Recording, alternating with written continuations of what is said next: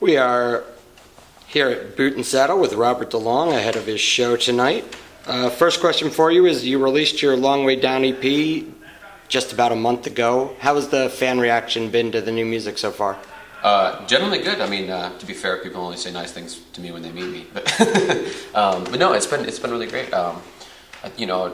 It's definitely a little bit of a departure from what I've done before, but I don't think too much that it's frightening for people, and it's been good, and also been doing well on radio and stuff, which is really good. So yeah, so far so good. So we've seen you use every kind of instrument setup, from drums to tambourine to Wii controllers and things of that nature. Can you tell us a little bit about the different elements that you use in your live setup when you're performing? Totally, yeah. So it's kind of a wide array of things. Everything from real drums to, like I said, Wii remotes and joysticks and gamepads, and it's basically me running around playing with all these either electronics or game controllers or real instruments and singing, and then looping and kind of building tracks, and then jumping around and trying to have a good time. And just recently we kind of started adding kind of a whole video setup. So I have for this tour we have some TVs behind me that we have cameras set up all around the rig, so you can kind of see more intimately what I'm doing, which is cool because as long as I'm doing all this complicated stuff, might as well make sure that everyone knows I'm doing it. Because you use such an intricate setup and produce all your sound live and do your own looping, what are your thoughts on these DJs these days that are just pressing play on pre-recorded sets and fist pumping? I mean, on some level, you can't really blame them, because a lot of people are just they got good at producing and they produce some good tracks, and then they're expected to perform live, and that's how they make money. Because a lot of those beatport musicians don't really make a lot of money off of their beatport sales and stuff like that. So on one side you can't really blame them. At some point it's like to me it's like, well, it's kind of a boring show. You're really watching a light show, and then you have like somebody up there just to kind of like demonstrate that they made these tunes. But there are some people that, even though they don't do a lot as far as performance, do bring a lot of energy to the crowd, and I think that's obviously important for party music like that. But more and more nowadays, I think it's so cool that people are starting to do a lot more electronic, interactive performance, and I think it's been a long time coming. I mean, obviously Kraftwerk started doing that in the '70s, so it's not like it's something new, but it's I think new to the general public. So I'm happy that that's happening.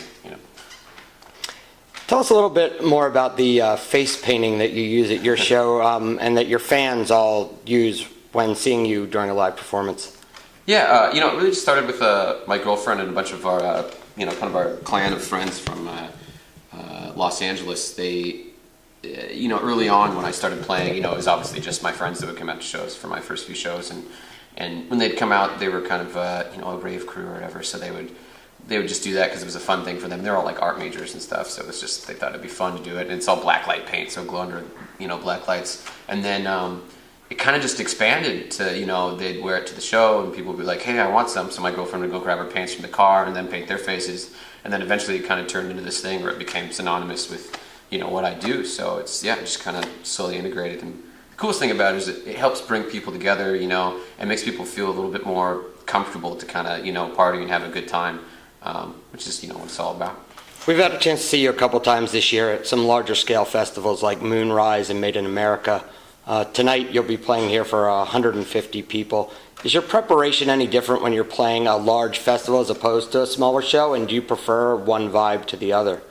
I love both. I mean, obviously festivals are great because you can gain a lot of new fans, and as far as the tech side, you have kind of a lot more sound reinforcement to work with and stuff. But the other side is playing kind of small shows, fast and dirty. It's really fun because it's a lot more intimate, and you get a really kind of connect a lot more with the audience, kind of more directly. And I grew up in like indie rock bands and playing like punk music and stuff, and kind of trying to bring that energy, that kind of punk rock energy, to this kind of live electronic performance thing. I think it sometimes in some ways translates better in the small rooms, and I love that. So yeah, I don't know, both are great. Who are some of your personal favorite musical acts that don't fall under the heading of electronic music?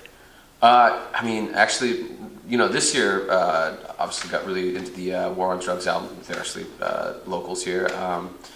I don't know. Recently, I've been listening to some King Tuff, just more like garage rock punk from LA. I listen to a lot of. I grew up on a lot of stuff like Paul Simon and Pink Floyd was like probably one of my favorite artists growing up, and so I guess I'm kind of I don't know. I listen to anything really. I'm pretty open.